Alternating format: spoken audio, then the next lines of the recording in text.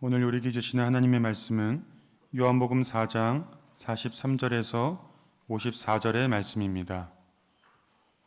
요한복음 4장 43절에서 54절, 신약 149쪽입니다.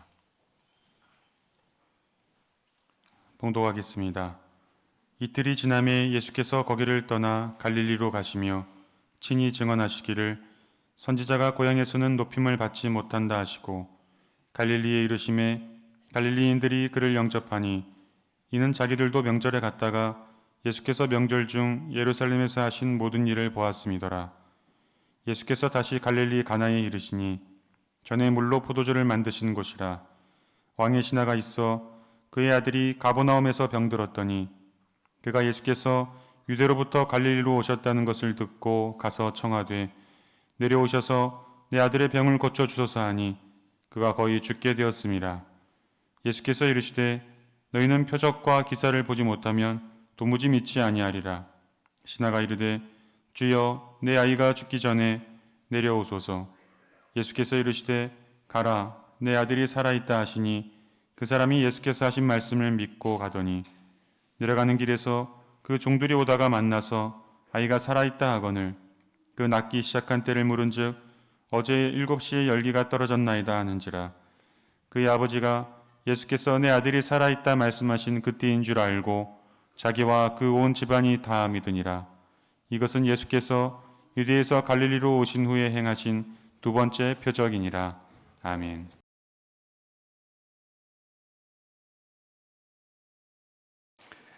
우리를 위해 이 땅에 오신 예수님의 삶은 십자가의 정점을 이루고 있습니다.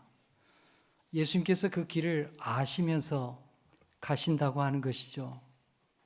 그것이 우리에게는 더없이 한없이 귀한 일이고 하나님의 은혜입니다. 어떤 사람이 자기가 죽을 길을 알면서 그 길을 굳이 가겠습니까? 예수님께서 십자가의 길을 가신 것은 우리 찬양대가 찬양한 것과 같이 너와 나를 위해서 우리를 구원하기 위해서 예수님께서 가신 길입니다. 그래서 우리가 그것을 감사하고 주님의 말씀과 우리를 구원하신 그 길을 따라가는 것입니다. 우리 계속해서 우리 요한복음의 말씀 보고 있죠. 지난 시간에 우리가 만난 말씀은 예수님을 만난 이 한 여인의 놀라운 변화를 통해서 그의 동네가 다 구원을 받고 변화된 말씀을 보았습니다. 그 여인은 본래 사람들을 피해 다니던 그런 사람이었습니다. 그러나 그가 우물가에서 예수님을 만나고 예수님을 예배하면서 자기의 모든 삶의 무거운 짐들을 다 주님 앞에 내려놓게 되었습니다. 하나님의 위로와 또 치유함을 받게 된 것입니다. 가슴에 맺히고 응어리 지었던 그 모든 것들이 우리 주님을 예배하면서 풀어지고 하나님의 위로를 받고 새 생명의 소망을 얻게 된 것입니다. 그녀는 우물가에 무거운 물동이를 이고 왔다가 주님 앞에 그걸 내려놓고 그녀는 동네로 뛰어갔습니다. 그리고 내가 만난 주님을 증거했습니다. 내가 메시아를 만났다고 그렇게 증거한 것이죠. 사람들은 이 여인의 놀라운 변화에 놀라워했습니다. 그리고 이 여인의 말이 진짜인지를 확인하기 위해서 달려갔습니다. 그리고 예수님을 만나고 그 여인의 말이 사실인 것을 확인했습니다. 그리고 예수님을 자신들의 마을로 사마리아로 초대했습니다. 예수님과 함께 이틀을 보내면서 예수님의 말씀을 듣고 이분이 진짜 하나님이 보내신 메시아가 맞구나 주님을 고백하게 된 것입니다.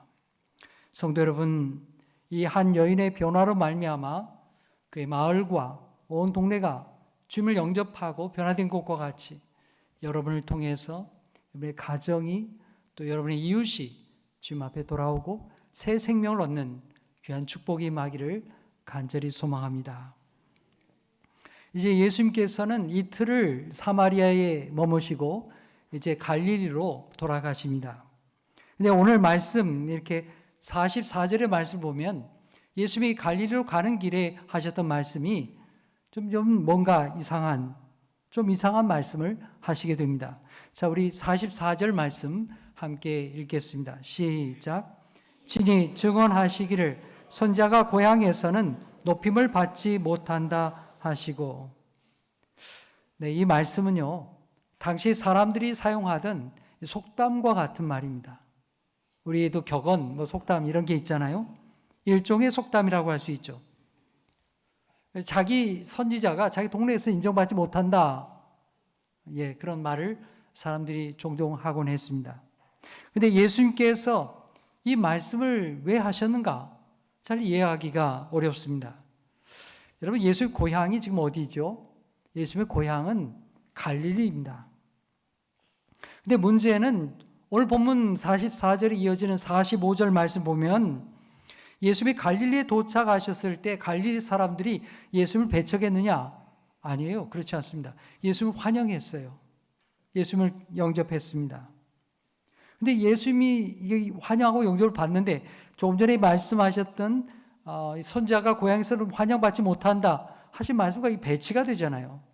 도대체 이 말씀은 무슨 말씀인가? 좀 안 맞아 보이는데 예수님이 말씀하신 그 속뜻이 도대체 뭘까? 그런 생각이 들어지는 겁니다. 자, 이 말씀의 뜻은 우리가 어떻게 이해할 수 있는가? 우리 그것은 45절의 후반절에 하반절에 그 실마리가 있습니다. 45절 하반절을 보면 갈릴리 사람들도 유대인의 명절을 맞이해서 예루살렘에 가게 되었습니다. 예루살렘에서 예수님께서 행하시는 놀라운 기적과 표적들을 보게 된 것입니다. 예수님께서 뭘 행했습니까? 지난번에 요한복음 2장의 말씀 보게 되면 2장 23절에 이런 말씀이 있어요. 예수님께서 6월절에 예루살렘에 가셔서 표적을 행하셨는데 많은 사람들이 그걸 보고 믿었다는 것입니다. 믿으면 좋은 것 아니겠어요? 사람들이 기적을 보고 표적을 보고 와 하면서 기뻐하고 좋아했습니다. 근데 예수님의 반응은 좀 달랐습니다. 예수님은 사람들의 그 반응을 보면서 별로 기뻐하지 않았습니다. 그들의 그 믿음이라고 하는 것을 신뢰하지 않았습니다. 왜냐하면 그들의 믿음이 진짜가 아니었기 때문입니다. 그저 신비한 일, 기적이 나타나는 것, 야, 정말 신기한 일 하는구나. 굉장한 사람이 나타났네. 이런 정도의 관심이었던 것이죠. 오늘 본문의 말씀도 그와 같이 연결되는 말씀입니다. 갈릴리 사람들도 6월절을 맞이해서 명절을 맞이해서 예루살렘에 올라갔습니다. 그리고 예수님께서 기적을 행하고 표적을 행하는 걸 보았습니다. 그걸 칭찬하는 거죠. 야, 저 사람 누구냐? 저 사람, 저 우리 동네 사람이네? 갈릴리 사람이야. 야, 우리 개천에서 용난다더니 정말 굉장한 사람이 갈릴리에서 나왔구나. 이런 말입니다. 예수님을 자랑스러워했습니다. 하지만 거기까지였습니다. 2장에 나오는 예루살렘 사람들이나 4장에 나오는 갈릴리 사람들이나 그들의 반응은 마찬가지였습니다. 그들은 예수님을 향하여 놀라운 표적과 기사를 행하고 야, 그거 우리한테 도움되면 참 좋겠다. 신기하구만. 위대한 인물이 하나 나왔네. 그런 정도의 관심이었습니다. 그들이 예수님을 믿은 게 아니었습니다. 이제 예수님은 갈릴리로 돌아오면서 사람들의 환영을 받습니다. 환호함을 받습니다. 하지만 예수님은 그들의 그 진짜의 모습을 알고 있기 때문에 속마음을 아시기 때문에 예수님이 그렇게 말씀하신 것입니다. 선지자가 고향에서는 환영을 받지 못한다. 그들이 아직 믿음에 이르지 않았다 하는 말씀이죠. 갈릴리 사람들이나 예루살렘 사람들이나 다 유대인들입니다. 그들은 세상의 빛으로 오신 예수님, 구세주로 오신 예수님을 진짜로 믿은 게 아닙니다. 주님으로 영접하지 않았습니다. 그런데 여러분, 우리가 지난 시간에 보았던 사마리아의 사람들은 어떻습니까? 유대인들이 무시하고 멸시하는 사람들이 아니겠습니까? 그런데 오히려 이 사람들, 사마리아 사람들은 예수님을 진짜로 영접했습니다. 진심으로 예수님을 믿었습니다. 여러분, 너무나 대조적인 그런 모습이죠. 여러분, 사마리아에서 예수님이 무슨 기적을 행했습니까? 아닙니다. 사마리아에서 무슨 기적을 행한 게 없습니다. 그저 여인을 변화시키고 예배를 가르치고 말씀을 가르친 것뿐입니다. 하지만 그들은 진심으로 예수님을 믿었습니다. 유대인들이 하찮게 여기는 사마리아 사람들은 오히려 예수님을 믿음으로 받아들였고 영접했습니다. 하지만 유대인들은, 예루살렘 사람들은, 갈릴리 사람들은 그렇지 않았습니다. 예수님께서 그를 보면서 이렇게 안타까워하시며 말씀하고 계신 것입니다.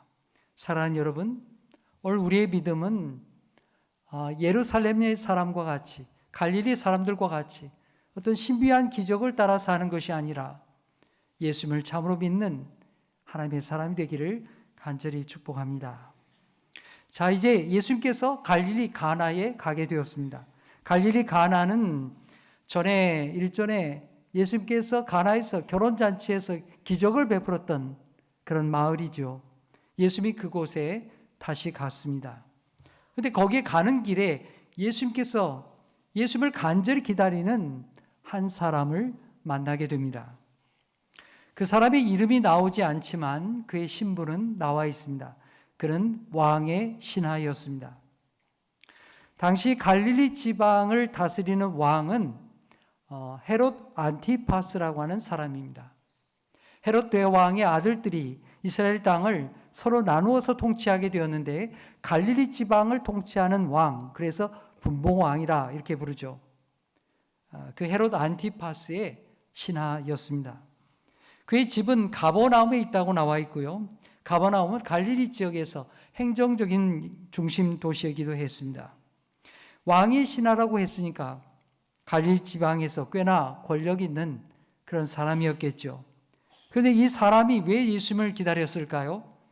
그건 문제가 자신에게 있기 때문입니다. 자기 사랑하는 아들이 지금 병들어 죽어가고 있습니다. 고열에 시달리더니 시름시름 앓더니 이 아들이 죽어가는 것입니다.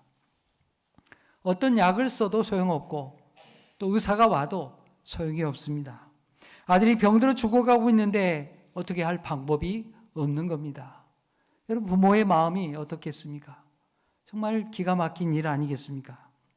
그러던 차에 예수님에 대한 소문을 듣게 되었습니다.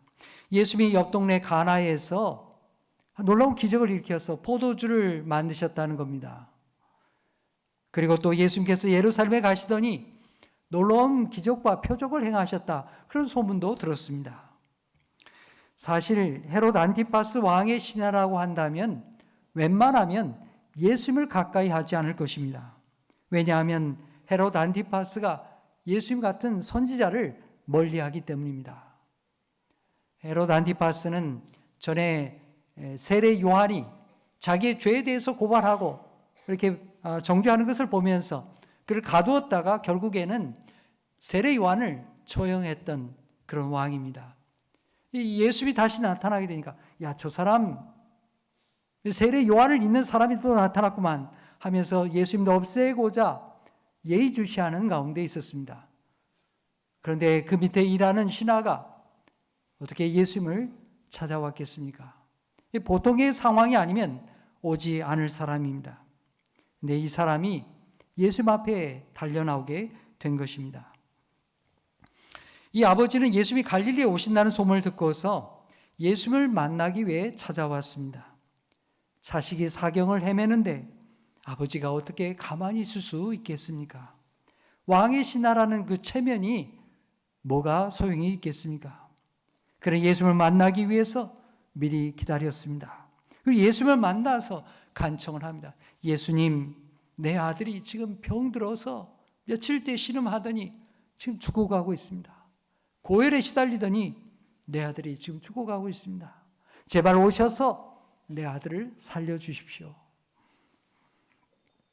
여러분, 오늘 본문에 나오는 이 아버지의 모습은 남의 이야기가 아닙니다. 다 우리의 이야기죠. 내가 아픈 것은 그래도 참고 견디겠지만 내 자식이 이렇게 사경을 헤맨다면 어느 부모가 견딜 수가 있겠습니까? 가슴이 미어질 것입니다. 그런 왕의 신하였으니까 어느 정도 권력이 있는 사람이죠. 재물도 있었을 것입니다.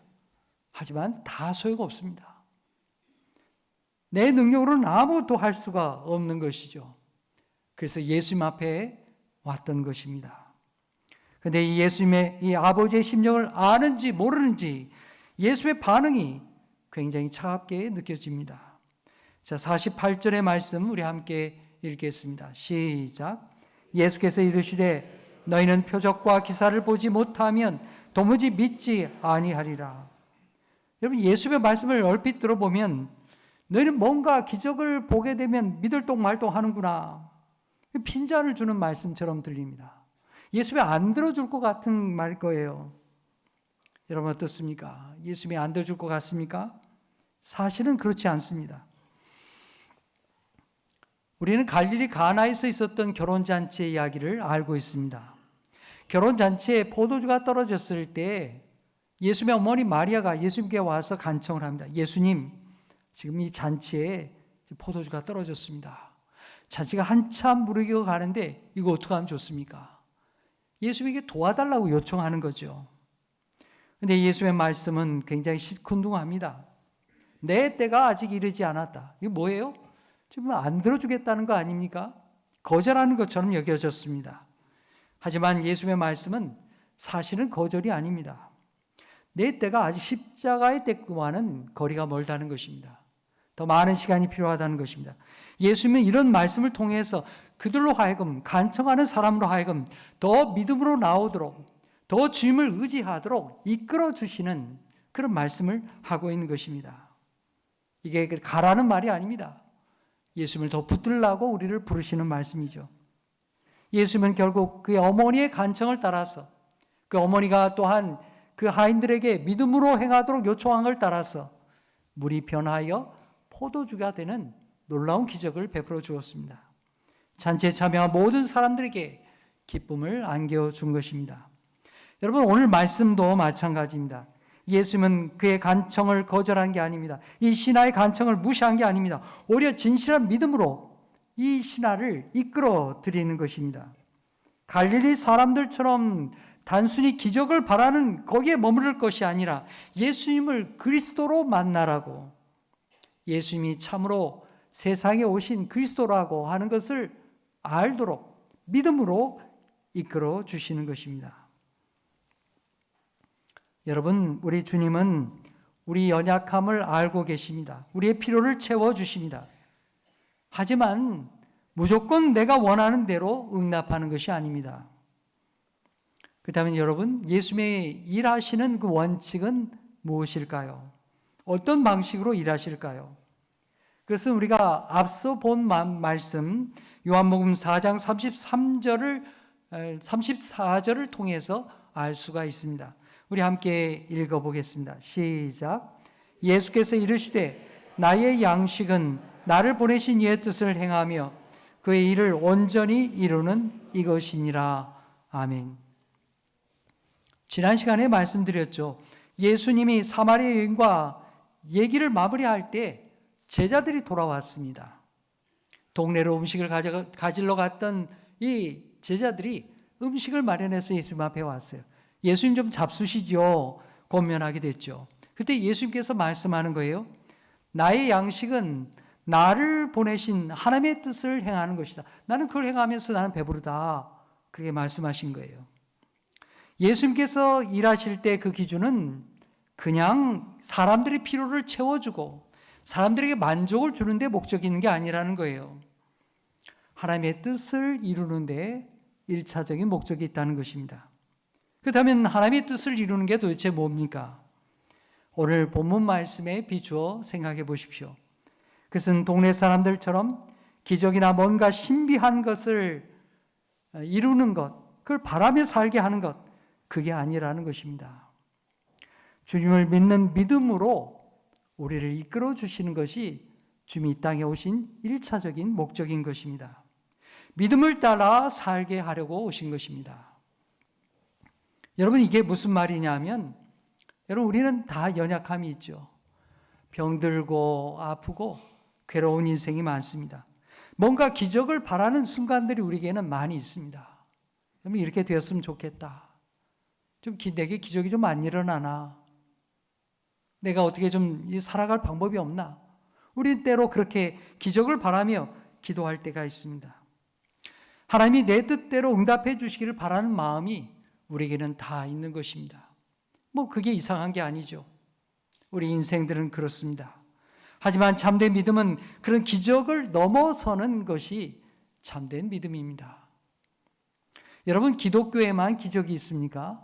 아닙니다. 다른 종교에도 기적이 있습니다. 신비한 일이 일어납니다. 심지어 무당들도 신비한 일들을 일으킵니다. 이 종교적인 현상들 속에는 그런 신비가 있는 거예요. 기독교에만 기적이 일어나는 거 아니에요. 그래서 여러분, 기독교의 참된 신앙은 뭐냐 하면 기적을 따라 사는 믿음이 아니라 예수 그리스도를 믿는 믿음으로 사는 거예요. 여기에 본질이 있는 것입니다. 이게 중요한 거예요. 물론 기적이 있으면 좋겠죠. 하지만 그게 중심이 아닙니다. 여러분, 구약 성경에 다니엘서가 있죠. 다니엘서에는 다니엘과 믿음의 세 친구들 사드락과 메삭과 아벳느고가 있습니다. 그들은 바벨론 포로에 잡혀갔어요. 거기서 엘리트로 뽑혀서 그들은 특수교육을 받습니다. 그런 가운데서도 그들은 하나님을 믿는 신앙을 지키려고 무던히도 애를 썼습니다. 그리고 하나님의 도우심 가운데 바벨론에서 각 지방을 다스리는 관료가 되었습니다. 높은 지위에 올랐어요. 그래서 어느 날 바벨론의 느부갓네살 왕이 두라 평지에 자기의 신상을 거대하게 만들고 금으로 신상을 만들고 모든 관료들, 신하들을 다 거기에 엎드려 경배하게 했습니다. 그 명령이었어요. 그러나 다니엘의 세 친구들은 거기에 절하지 않았습니다. 그러니까 거기에 있었던 바벨론 사람들이 가만히 있겠습니까? 왕에게 고발을 하게 된 겁니다. 그리고 왕 앞에 끌려가게 되었습니다. 왕은 다시 한번 기회를 줍니다. 너희가 내 신상에 절하지 않았다면서 이제라도 내 앞에서 내 신상 앞에 절을 하라. 그러면 내가 용서해 주겠다. 만일 그렇지 않다면 저 맹렬히 타는 저 풀무불에 너를 쳐넣겠다. 너를 죽이겠다는 거예요. 왕명이 떨어진 겁니다. 왕이 뱉은 그 말을 뒤집을 수가 없습니다. 생사의 갈림길에 놓이게 된 것입니다. 여러분, 이런 상황이면 우리 마음에 무슨 마음이 들겠습니까? 하나님, 내가 얼마나 하나님 믿고 의지했습니까? 지금 위급한 순간입니다. 나를 좀 건져 주셔야 되지 않겠습니까? 기적을 일으켜 주셔야 되지 않겠습니까? 그런 마음 들지 않겠습니까? 그런데 그들은 왕 앞에 이야기합니다. 뭐라고 이야기할까요? 다니엘서 3장 16절에서 18절 우리 함께 읽겠습니다. 시작. 사드락과 메삭과 아벳느고가 왕에게 대답하여 이르되 느부갓네살이여, 우리가 이 일에 대하여 왕에게 대답할 필요가 없나이다.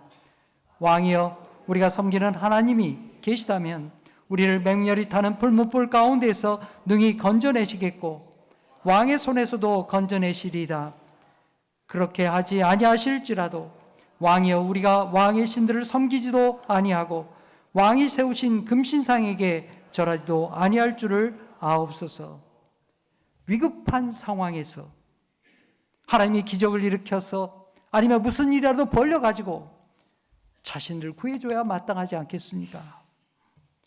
그런데 오늘 18절의 말씀에 뭐라고 얘기합니까? 그렇게 하지 않을지라도, 기적이 일어나지 않는다 해도, 하나님이 자신을 구원해 주지 않는다 해도 하나님은 살아계시며 우리는 왕 앞에, 왕의 신상 앞에 절하지 않을 것이고 우리는 하나님만 믿겠습니다. 여러분, 이것이 우리의 신앙입니다. 우리의 신앙은 기적이 아니라 하나님을 믿는 신앙이기 때문입니다. 우리는 기적이 아니라 예수 그리스도를 믿는 신앙이기 때문입니다. 다시 오늘 이야기로 돌아와 보십시오. 예수님께서 생각하시는 하나님의 뜻은 기적을 행하는 것이 우선순위가 아닙니다. 행하시는 일을 통해서, 예수의 말씀을 통해서 예수님이 하나님이 보내신 그리스도라는 것을 알게 하고 주님으로 믿게 하는 것입니다. 그것이 우리에게 영원한 복이 되기 때문입니다. 여러분, 기적을 경험한 사람들도 믿음을 떠나간 사람들이 많습니다. 병 낫기를 그렇게 기도하고 하나님 앞에 문제가 해결되기를 그렇게 기도하고 마침내 문제가 해결되고 병에서 자유함을 얻었지만 그 믿음을 잃어버린 사람들, 결국에는 하나님을 등지고 떠나간 사람들이 우리 주변에 많이 있지 않습니까? 여러분, 참된 신앙의 복은 하나님을 아는 것입니다. 예수 그리스도를 만나는 것입니다. 오늘 왕의 신하가 예수님의 차가운 듯한 말씀을 듣고 어떻게 반응합니까? 에이씨, 기분 나빠. 뭐 이런 사람이 다 있어 하면서 가버렸습니까? 아닙니다. 그렇지 않았습니다. 49절에 그는 다시 한번 예수님 앞에 간청합니다. 더 간절히 간청합니다. 선생님, 내 아이가 죽어갑니다. 죽기 전에 내려오셔서 내 아들을 살려주십시오. 그는 더욱 간절히 주님을 의지하면서 주님을 붙들게 되었습니다. 그때 주님이 말씀하시죠. 50절 말씀 함께 읽겠습니다. 시작. 예수께서 이르시되 가라, 내 아들이 살아있다 하시니 그 사람이 예수께서 하신 말씀을 믿고 가더니. 아멘. 여러분, 이 신하의 입장에서 예수의 말씀이 좀 당황스럽지 않겠습니까? 자신이 그렇게 간절하게 예수에게 부탁을 하고, 또 자신이 좀 왕의 신하쯤 되잖아요. 권력이 좀 있잖아요.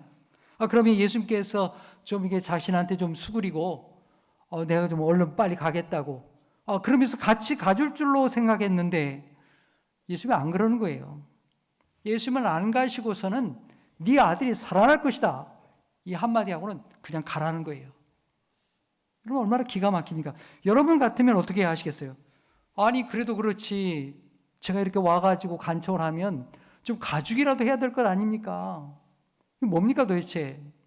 뭐 증거가 뭐 있습니까? 이렇게 항의하고 따지지 않겠습니까? 그런데 오늘 이 왕의 신하는 그렇게 하지 않았습니다. 예수의 말씀을 있는 그대로 믿고 받아들였습니다. 믿음으로 출발했습니다. 자기가 아무 증거도 없어요. 아무것도 없었지만 예수의 말씀을 믿고 그는 출발하게 되었습니다. 내가 원하는 대로, 내가 기대했던 대로 되지 않았습니다. 예수님 가지 않았어요. 그러나 주님의 말씀을 의지하고 믿음으로 갔습니다. 여러분, 이게 중요한 거예요. 이게 바로 믿음입니다.